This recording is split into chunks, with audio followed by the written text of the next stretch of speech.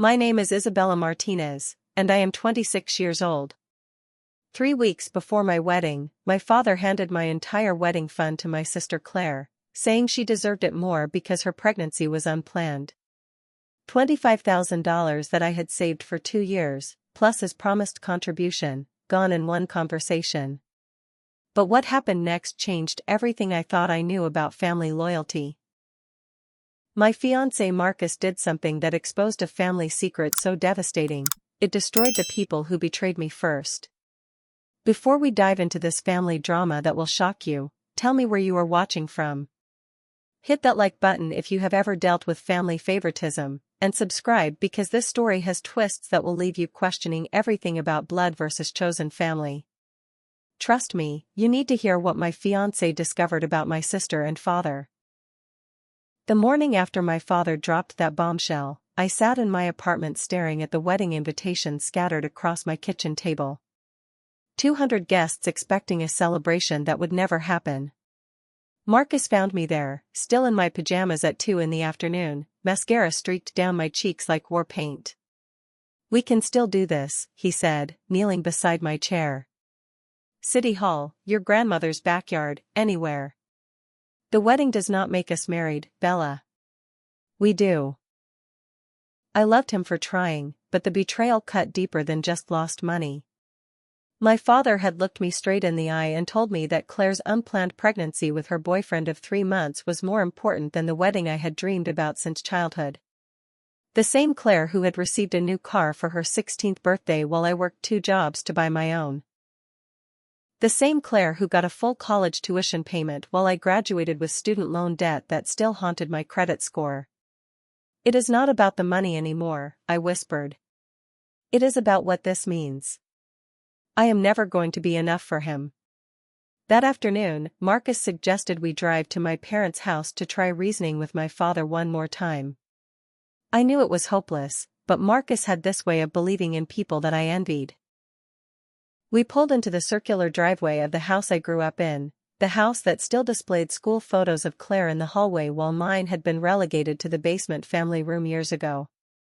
My mother answered the door, her face already defensive. "Isabella, your father made his decision. Claire needs that money more than you do right now." "Where is he?" I asked. "Golf course with Robert," she replied, referring to my father's business partner. "But this conversation is over." Marcus stepped forward. "Mrs. Martinez, with respect, Isabella saved every penny for 2 years. She planned this wedding around your family's schedule, chose vendors you approved of, even moved the date twice to accommodate Claire's work schedule. How is that fair?" My mother's expression hardened. "Life is not fair, Marcus. Claire is family. You are not. Not yet." The emphasis on "not yet" hit like a slap. After 3 years together, after living together for 18 months, after planning a future that included taking care of my parents when they aged, I was still an outsider to them. We left without accomplishing anything, but Marcus was unusually quiet on the drive home. I knew that look, he was processing something, turning it over in his mind like a puzzle piece that almost fit but not quite. "Your mom said your dad was with Robert?" he asked as we stopped at a red light. "Yeah, why?"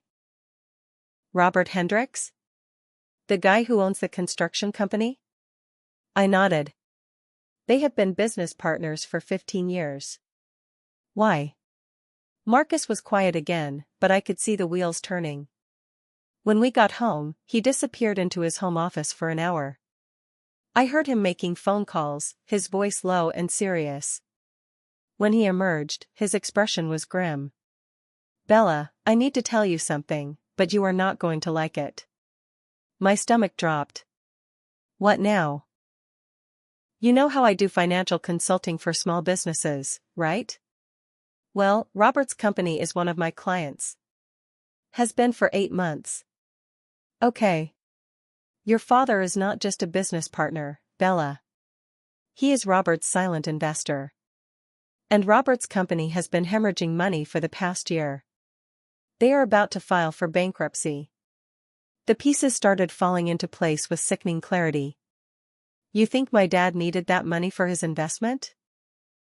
I think your dad needed that money to cover his losses before your mom found out he gambled away their retirement fund on a failing business.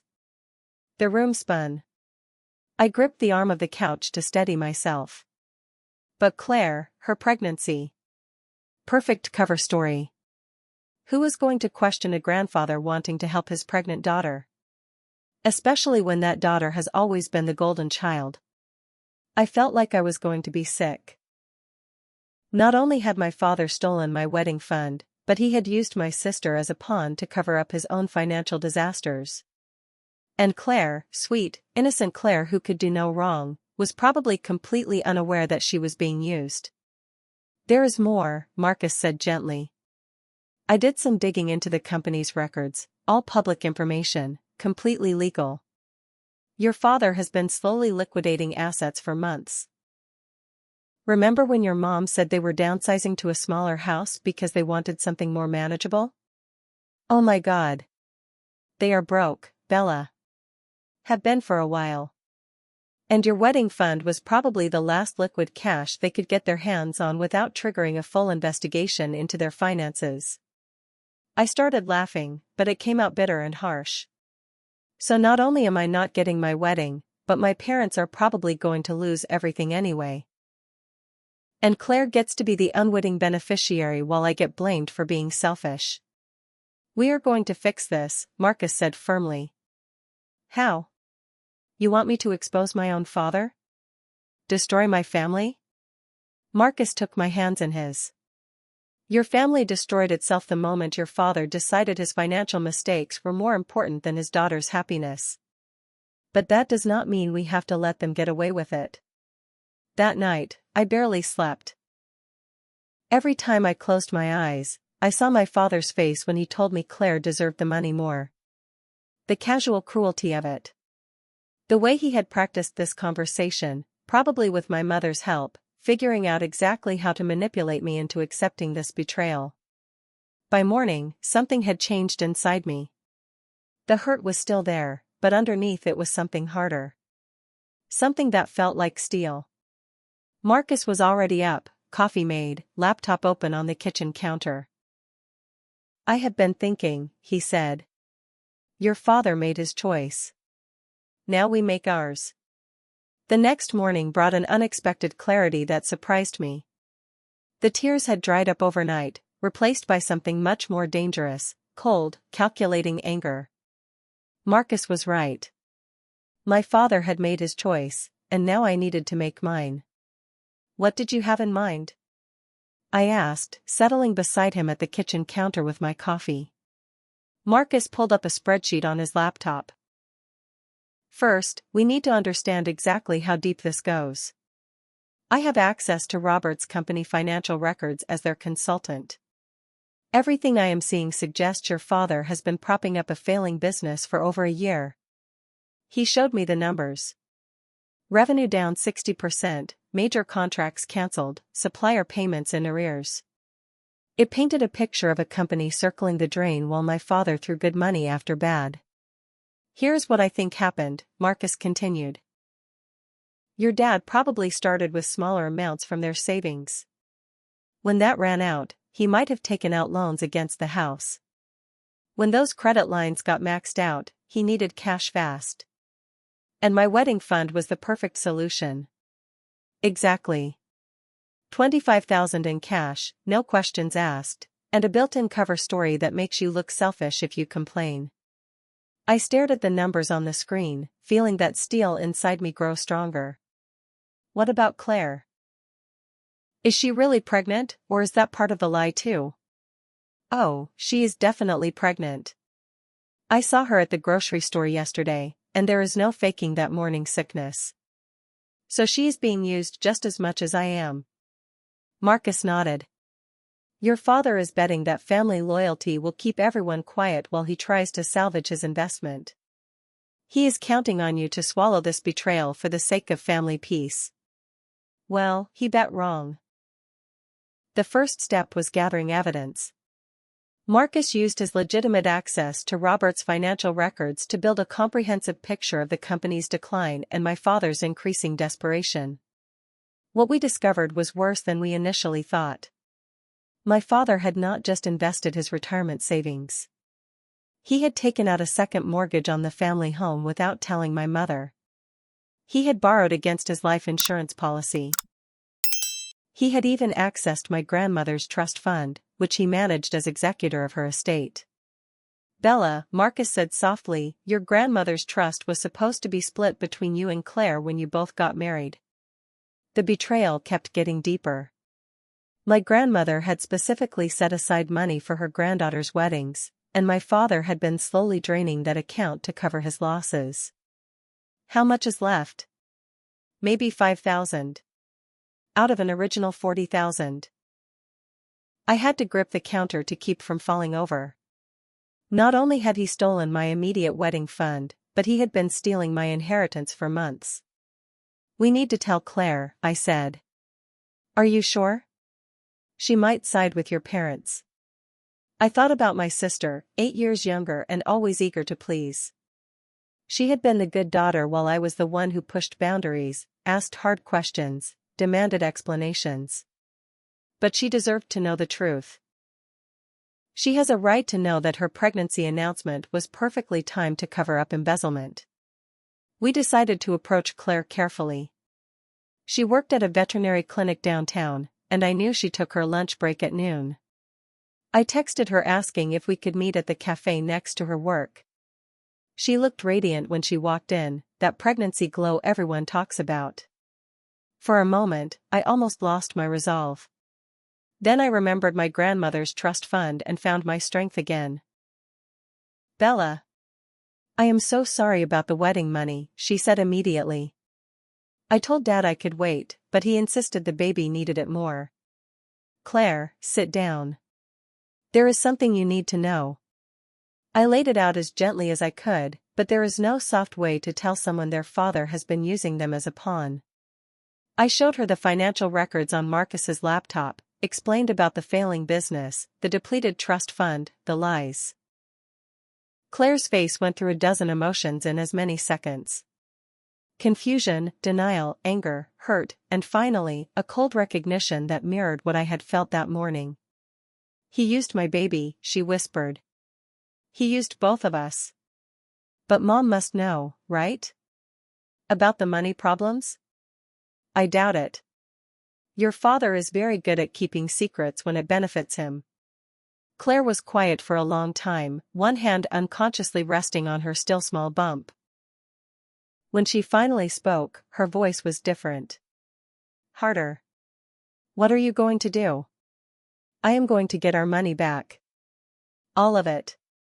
And I am going to make sure Mom knows exactly what kind of man she is married to. How? Marcus leaned forward. Your father's business partnership with Robert is built on fraud.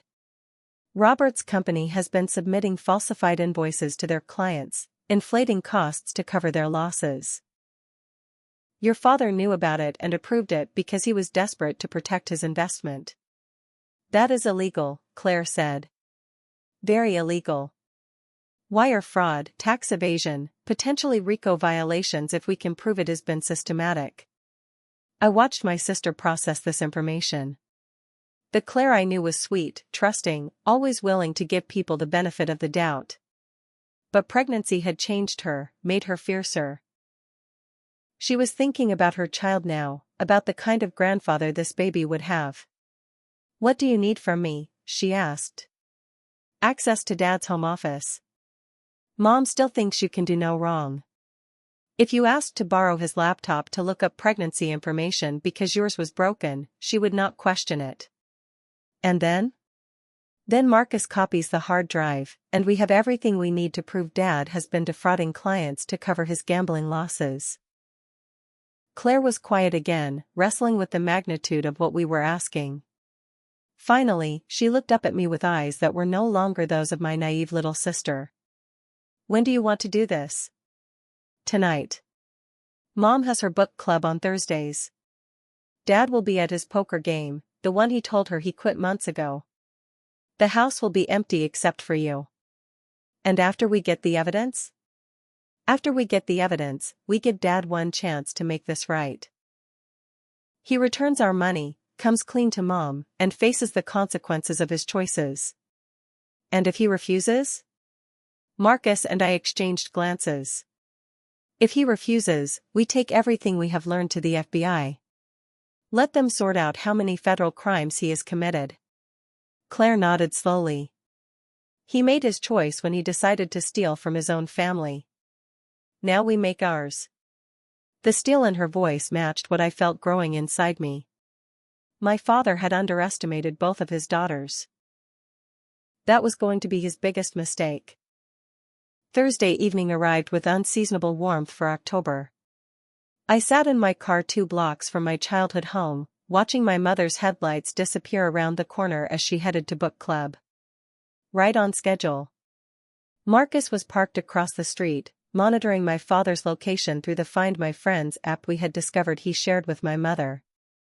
Dad was at his work dinner, which we now knew was actually his weekly poker game at the country club. My phone buzzed. Claire texting from inside the house, coast clear. Coming in now?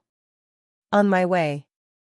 I had been inside that house thousands of times, but walking through the front door that night felt like crossing into enemy territory.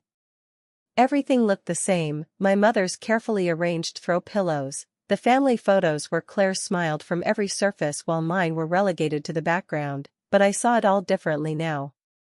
This was not my family home anymore. This was the scene of a crime. Claire met me at the door, already holding our father's laptop.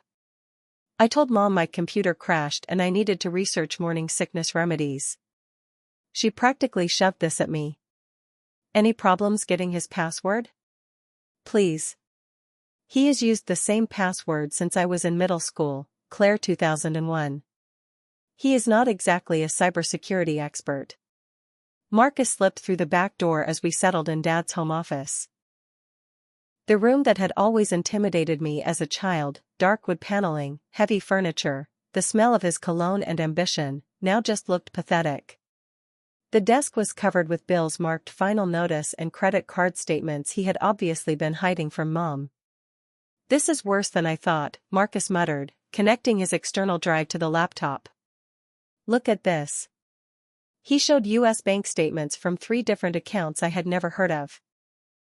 Money flowing in and out in amounts that made my head spin. Our father had not just invested in Robert's failing company, he had been actively participating in the fraud scheme. Here, Marcus pointed to a series of transfers.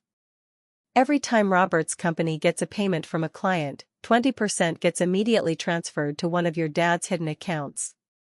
He has been skimming money from the business for months. Claire leaned closer to the screen. But if Robert's company is failing, where is this money coming from? Fake invoices. They are charging clients for materials and services that do not exist, then splitting the proceeds. Your father is not just a victim of a bad investment, he is a co-conspirator. The copying process was taking longer than expected. While Marcus worked, Claire and I explored the rest of the office. In the bottom drawer of the file cabinet, behind folders of old tax returns, I found something that made my blood freeze. Claire, look at this. It was a letter from the bank, dated 3 months ago.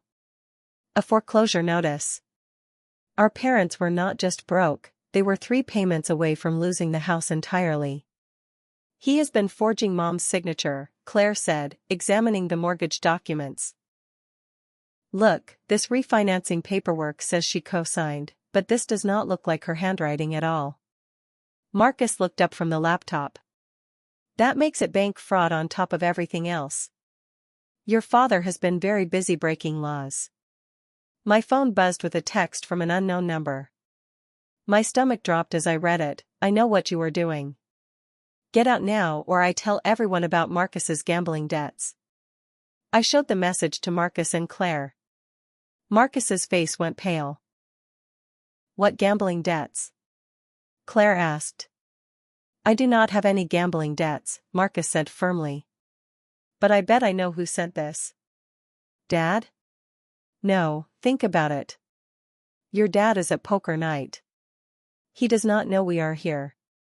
But someone else does. The truth hit me like a truck. Robert. Marcus nodded grimly. He probably has been monitoring the company laptop remotely. The moment I accessed those files from here, he got an alert. So he knows we know. He knows, and he is panicking. That text is a bluff. He is hoping to scare us off before we can copy everything. I looked around the office, suddenly feeling exposed. Should we leave? No, Claire said firmly. We are almost done, and this might be our only chance. Let him try to frame Marcus for gambling. We have proof that Dad is the one with the problem. She was right. Hidden in another drawer, we had found receipts from the country club showing thousands of dollars in poker losses over the past 6 months. Dad had not been going to work dinners or business meetings. He had been gambling away what was left of the family's money while lying to everyone about it. Marcus's external drive finally finished copying. Got everything. Financial records, email correspondence, even some voicemails he saved on the laptop. Your father has been very careless about documenting his crimes. We were packing up when Claire's phone rang. Mom. Hi, Mom. Yes, I am still at the house. Just doing some research on the laptop. What? No, Bella is not here. Okay, see you soon. She hung up and turned to us with wide eyes. Someone called her at book club and told her we were here. She is coming home early. Robert, Marcus said. He is trying to force a confrontation tonight. Then let's give him one, I said. The steel inside me had turned molten. I am tired of running from this family's lies. We moved to the living room and waited. Claire made tea like nothing had happened, while Marcus and I reviewed the evidence we had gathered. 20 minutes later, headlights swept across the front windows. Mom walked in first, her face a mask of confusion and hurt. Isabella, what are you doing here? Learning the truth about our family's finances. Dad came through the door behind her, but he was not alone. Robert Hendricks followed, his face flushed with anger and what looked like alcohol. You had no right, Robert said, pointing at Marcus. Those were confidential business records. Public records for a business I consult for, Marcus replied calmly. Everything I accessed was completely legal. What is going on? Mom asked, looking between all of us. I stood up, holding the bank statements and foreclosure notice. Dad has been stealing money, Mom. From me, from Claire, from Grandma's trust fund, and from his own business clients. That is not true, Dad said, but his voice lacked conviction. Then explain this, Claire said, holding up the mortgage papers with the forged signatures. Did Mom really agree to refinance the house 3 times in 6 months? Mom took the papers with shaking hands.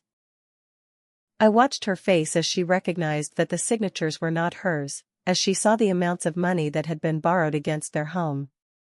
Frank, she whispered. Dad's mask finally slipped. I was trying to fix it. The business was going to turn around. I just needed more time. You needed more money, Robert corrected angrily. Money you did not have. Money you stole from your own daughters.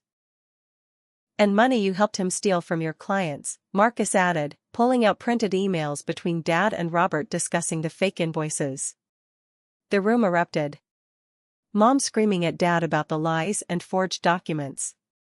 Robert threatening to blame everything on Dad if the FBI got involved. Dad alternately apologizing and making excuses. In the middle of the chaos, Claire stood up and walked to the center of the room. Enough, she shouted, and everyone fell silent.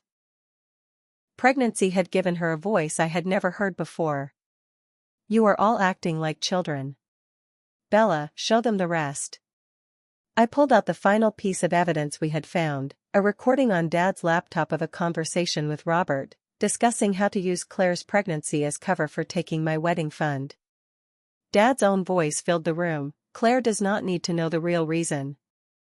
We just tell everyone the baby needs it more. Isabella will be hurt, but she will get over it. She always does. The silence that followed was deafening. Mom was staring at Dad like she had never seen him before.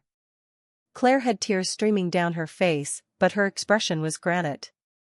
So that is what I am worth to you, Claire said quietly. A convenient excuse for theft.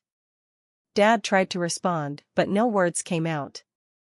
I looked around the room at my broken family and felt something unexpected, relief.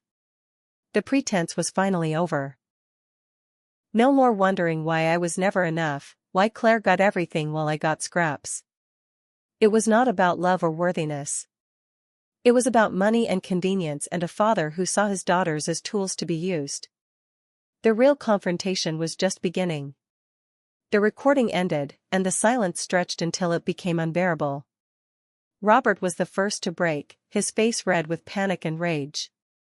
You cannot use that recording. It was obtained illegally.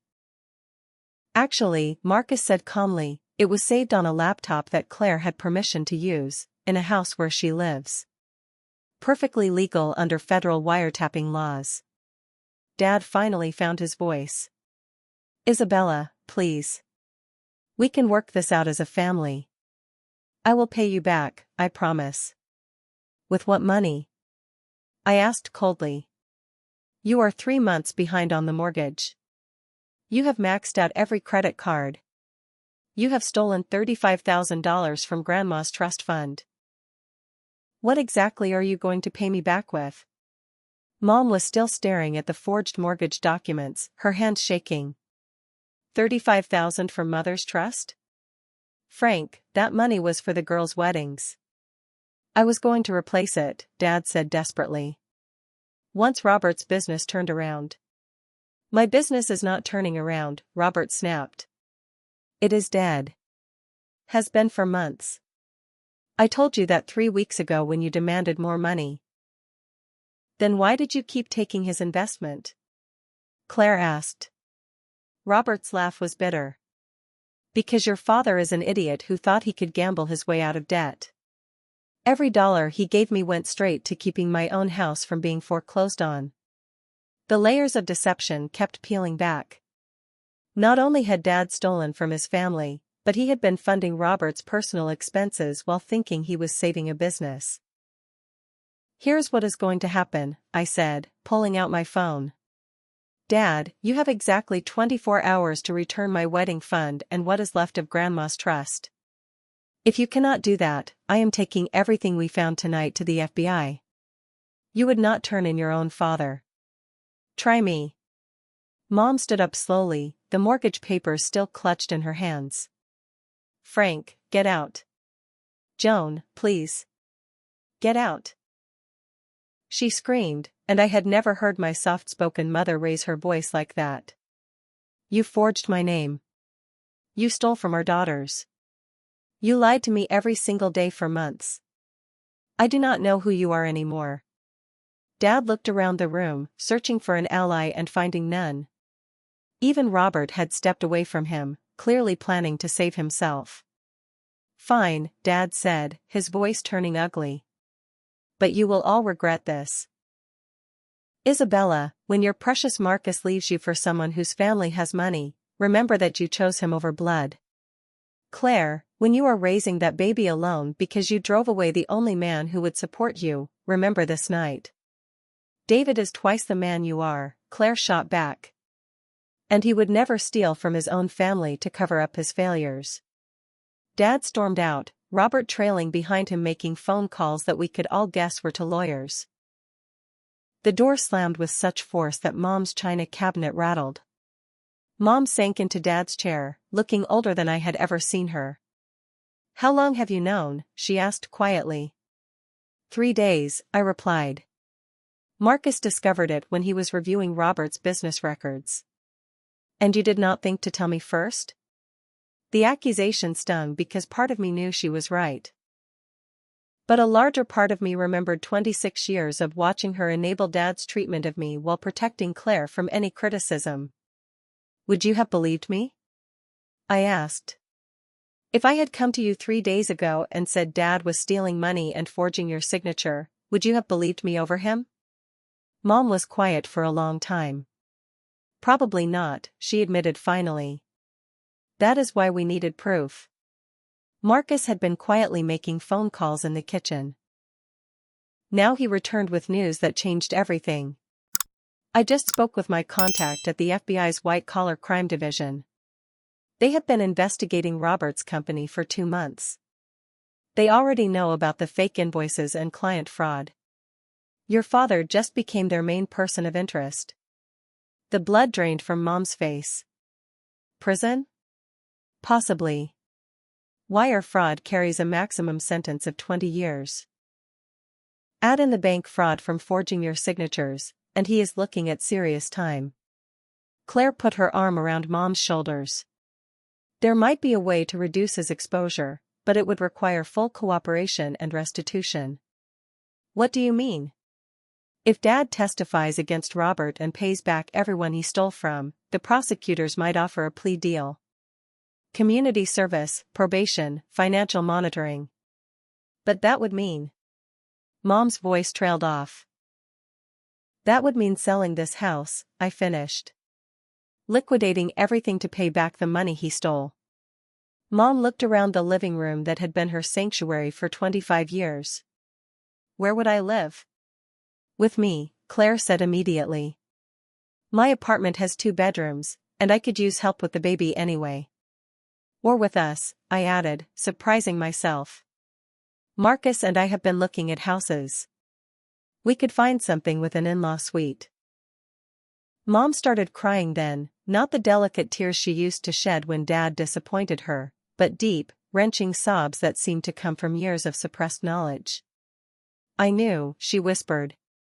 Part of me always knew he was lying about money. But I was too scared to ask questions because I did not want to know the answers. Claire and I sat on either side of her, and for the first time in years, we felt like an actual family instead of competitors for scraps of approval. What happens now?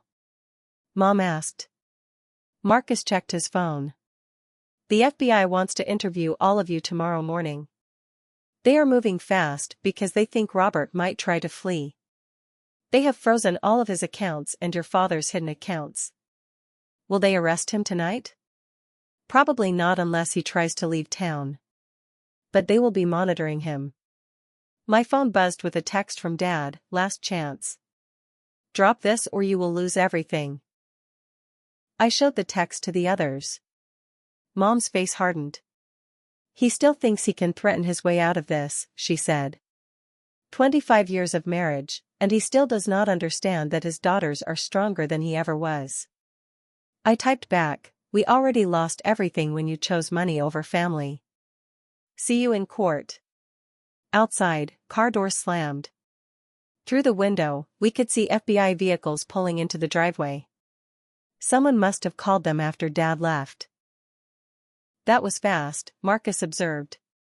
Agent Sarah Mitchell introduced herself and explained that they had been watching the house since Robert's panicked phone calls earlier. They had heard enough to know that Dad was planning to destroy evidence or flee. We would like to take statements from all of you tonight if possible, Agent Mitchell said. Mr. Martinez is being detained for questioning, and we want to make sure we have the complete picture before he has a chance to coordinate his story with his lawyer. As we gave our statements, I felt the last of my childhood illusions crumble. The man I had spent 26 years trying to earn love from was sitting in a federal holding cell, probably blaming everyone but himself for his situation. But for the first time in my life, I was not sad about disappointing him. The next 72 hours moved like a nightmare and fast forward. Dad was officially arrested Friday morning on charges of wire fraud, bank fraud, and money laundering. The local news picked up the story by afternoon, local business owner arrested in multi-million-dollar fraud scheme. They used his mugshot from the county website, and seeing his face on the evening news made everything horrifyingly real. Robert had indeed tried to flee. Airport security stopped him at the gate for a one-way flight to Costa Rica with 2 suitcases full of cash. Apparently, his plan to frame everything on Dad had fallen apart the moment the FBI seized his computers and found years of communications proving the conspiracy. Mom moved in with Claire temporarily, unable to bear sleeping in the house where Dad had orchestrated his lies. The bank had already started foreclosure proceedings, and we had 30 days to clear out 25 years of accumulated memories before the property went to auction. I spent Saturday helping Mom pack while Marcus handled the legal aspects of Dad's arrest.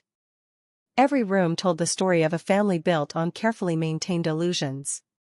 In the master bedroom closet, we found boxes of gambling receipts that Dad had hidden from Mom. Thousands upon thousands of dollars lost at the country club poker games, the dog track, even online betting sites. How did I not see this? Mom kept asking as we sorted through the evidence of Dad's double life. Because he worked very hard to hide it, I said. And because you trusted him. We found more devastating evidence in his home office. A second phone hidden in his desk drawer with text messages to loan sharks, threatening voicemails about overdue payments, emails to a bankruptcy attorney that he had apparently never followed through with. Claire arrived after her prenatal appointment with news that somehow made everything worse. The FBI agent called, she said.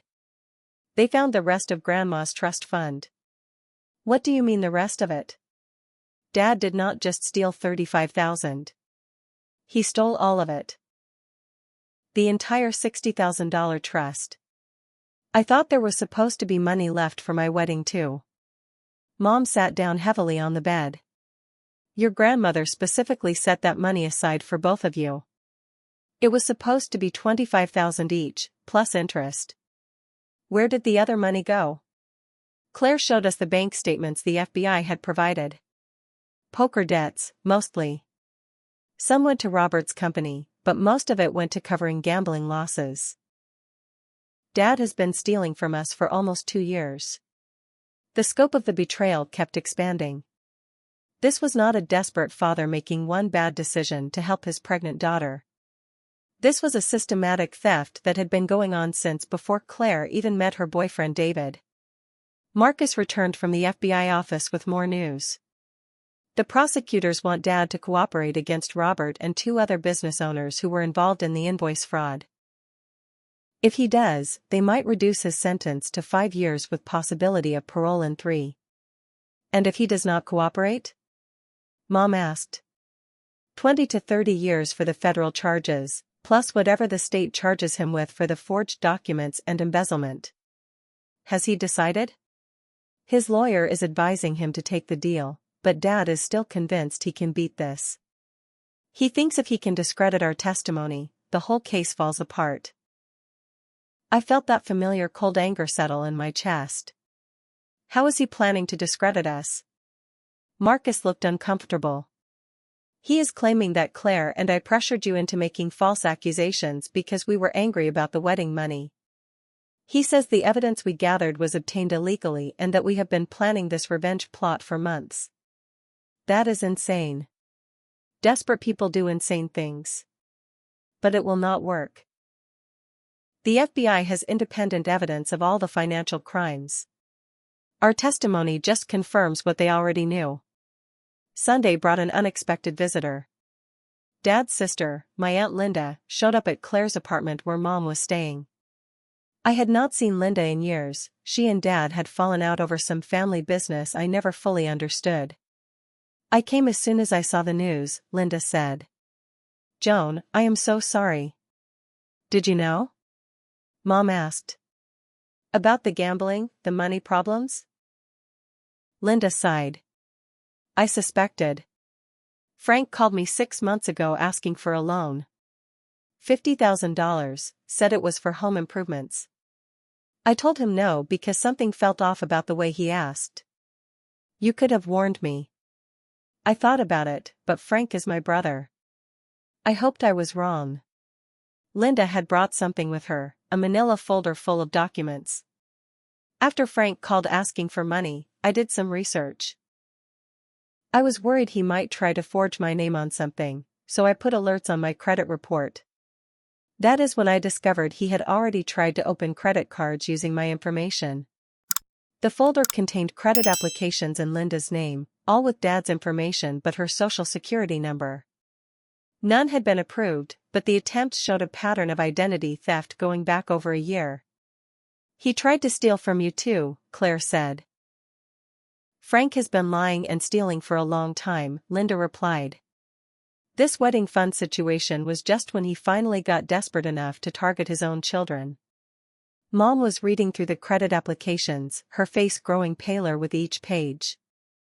"I did not marry a man who makes mistakes," she said quietly. "I married a criminal." That afternoon, we received word that Dad had fired his court-appointed attorney and hired what he claimed was a better lawyer. Someone who could expose the conspiracy against him and prove that his family was lying for revenge. "Where is he getting money for a private attorney?" I asked Marcus. "Good question." "The FBI froze all his known accounts." The answer came Tuesday morning. Dad's new lawyer had been paid with a loan against Mom's jewelry, the wedding ring, anniversary gifts, and inherited pieces from her mother that she had stored in a safety deposit box Dad apparently still had access to. "He pawned my wedding ring to pay for a lawyer to fight us," Mom said when the bank called to inform her. "My mother's pearls, my grandmother's brooch. All gone." That was the moment Mom's last thread of loyalty to Dad finally snapped. "I want to testify," she told Agent Mitchell. "I want to tell them everything I know about Frank's lies, his gambling, his manipulation. All of it." "Are you sure?" "Testifying against your husband in federal court is not something you can take back." Mom looked around Claire's small apartment, at the boxes of belongings we had rescued from the foreclosed house, at her pregnant daughter who should have been planning her own wedding instead of dealing with family scandals. "That man stole my daughter's futures to fund his gambling addiction," Mom said firmly. "He is not my husband anymore. He is just another criminal who needs to face justice." The preliminary hearing was scheduled for the following Monday. For the first time since this nightmare began, I felt like we might actually win. 6 months later, I stood in the courthouse hallway watching my father being led away in handcuffs. The judge had just sentenced him to 8 years in federal prison after he rejected the prosecution's plea deal and insisted on going to trial. His expensive lawyer had not been able to overcome the mountain of evidence or the devastating testimony from his own family. Robert got 12 years. The other business owners involved in the fraud scheme received sentences ranging from 3 to 10 years. The judge called it a betrayal of trust that went to the very heart of family and community bonds. Dad never looked at us during the sentencing. Even when the judge asked if he had anything to say to his victims, specifically mentioning his daughters by name, he remained silent. His final act of selfishness was refusing to apologize for the pain he had caused.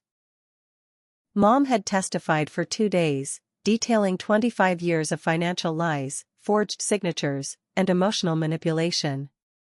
She spoke about discovering that the man she married had been systematically stealing from his own children while making her complicit through her ignorance. The prosecutor called her testimony devastating and credible. Claire had testified about the betrayal of learning her pregnancy had been used as cover for theft, and how that violation of trust had affected her relationship with her unborn child. She gave birth to a daughter 3 weeks after the trial ended, a healthy baby girl she named Hope, because she said this family needed to learn to hope again. But the most powerful testimony had come from an unexpected source. Grandma's former financial advisor, who revealed that my grandmother had actually left instructions for the trust fund to be managed by a third party specifically because she did not trust Dad with money. Dad had lied to the bank and forged documents to gain control of funds that were never meant to be his to manage. The restitution hearing was scheduled for next week, but we already knew there was not much left to recover. The government had seized about $40,000 from Dad's hidden accounts and the money from Mom's pawn jewelry. Combined with the sale of the family home and Dad's car, we might recover 60% of what he stole. It was not about the money anymore, though. It was about the truth finally being told and justice being served. Marcus and I had postponed our wedding during the legal proceedings, But we decided to move forward with a small ceremony in Mom's new apartment. She had used her settlement money to buy a modest 2-bedroom place near Claire, and we held the reception in the community garden behind the building. 25 guests instead of 200. Homemade decorations instead of a professional florist. A justice of the peace instead of the elaborate church ceremony I had once dreamed of. But it was perfect because it was built on truth instead of lies, love instead of obligation. Mom walked me down the aisle because, as she said, I am the parent who chose to stand by you. She had filed for divorce while Dad was awaiting trial and reverted to her maiden name. At 62, she was learning to live independently for the first time in her adult life. Claire was my matron of honor, 8 months pregnant and glowing with genuine happiness. She had broken up with David after learning he had known about some of Dad's gambling debts and chosen not to tell her. She said she was done with men who kept secrets, even well-intentioned ones. She was planning to raise Hope as a single mother, with support from me and Mom and Marcus.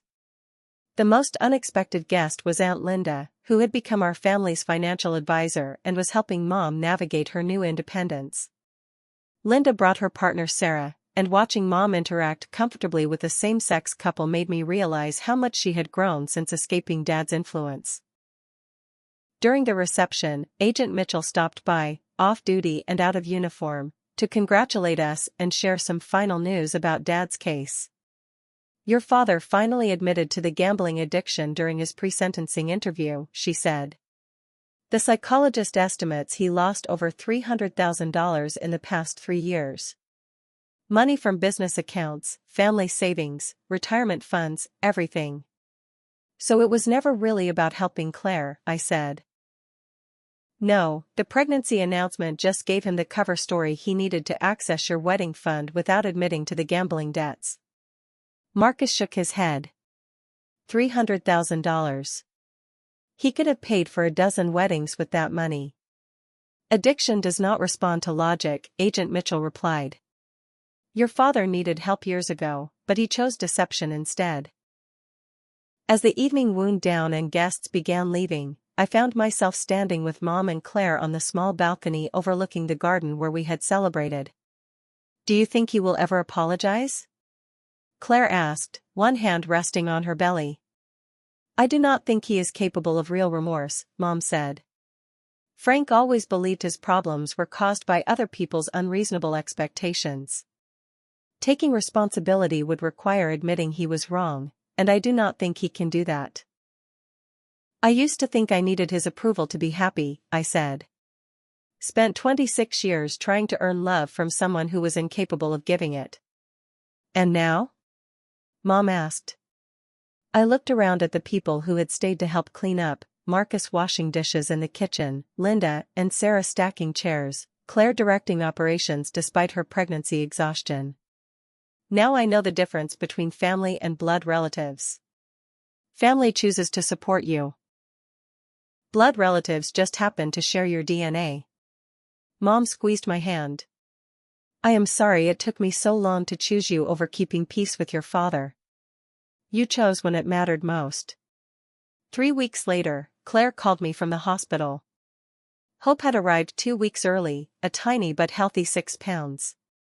When I walked into the hospital room, I found Claire holding her daughter with a look of fierce protectiveness I recognized. "She is never going to wonder if she is enough," Claire said softly. "This little girl is going to grow up knowing she is loved unconditionally." "She is going to grow up knowing the difference between love and manipulation," I agreed. Mom was sitting in the chair beside the bed, tears streaming down her face as she held her granddaughter's tiny hand. "3 generations of women," she said. "And we are all going to be okay." The next morning brought news that Dad had been transferred to federal prison in another state. He would be eligible for parole in 5 years if he participated in counseling and remained debt-free during his incarceration. I felt nothing when I heard the news. No sadness, no anger, no hope for reconciliation. Just the peaceful emptiness that comes when you finally stop carrying someone else's emotional weight. Marcus found me reading the news article on my phone and sat down beside me on our couch, in our apartment that we furnished without stolen money, decorated with photos of people who actually cared about us. Any regrets? He asked. I thought about the question seriously. Did I regret exposing my father's crimes? Did I regret choosing truth over family loyalty? Did I regret the pain this had caused everyone involved? Just one, I said finally. I regret not seeing the truth sooner. And if you had seen it sooner? Then maybe Claire would not have spent 8 years thinking she was the favorite child when really, we were both just props in Dad's performance of being a good man. Marcus pulled me closer. You saved your whole family by refusing to accept his lies. We saved each other. That afternoon, we started planning our honeymoon, a real one this time, paid for with money we had earned and saved together. No stolen funds, no family drama, no strings attached. Just two people who chose each other, building a life based on honesty instead of illusion. As I fell asleep that night, I thought about the question every victim of family betrayal eventually faces: was exposing the truth worth destroying the family? But I realized we had not destroyed anything real. We had simply stopped pretending that lies were love, that manipulation was protection, that blood was thicker than integrity. Some families are worth saving. Some families save themselves by refusing to be destroyed by one person's selfishness. And some families, like ours, discover that they are stronger after the toxic elements are removed. Dad made his choices. We made ours. Justice was served, and we were finally free.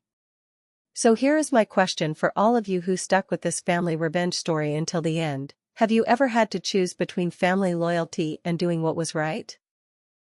Maybe your situation was not as extreme as mine, but I know many of you have faced that impossible choice between keeping peace and demanding justice. Drop a comment below and tell me about a time when someone in your family crossed a line you could not ignore. How did you handle it? Do you think I was too harsh on my father, or not harsh enough? I read every single comment because your stories help me understand that family trauma comes in many forms, but healing always starts with refusing to enable the lies. If this story resonated with you, please hit that like button to help other people find it who might need to hear that choosing yourself over toxic family members is not selfish, it is survival. Subscribe for more real-life family drama stories, because unfortunately, I have learned that my family was not as unique as I once thought. And share this video with someone who might need to hear that blood does not excuse betrayal, that pregnancy announcements should not be used as cover for theft, and that sometimes the most loving thing you can do for your family is refuse to participate in their dysfunction.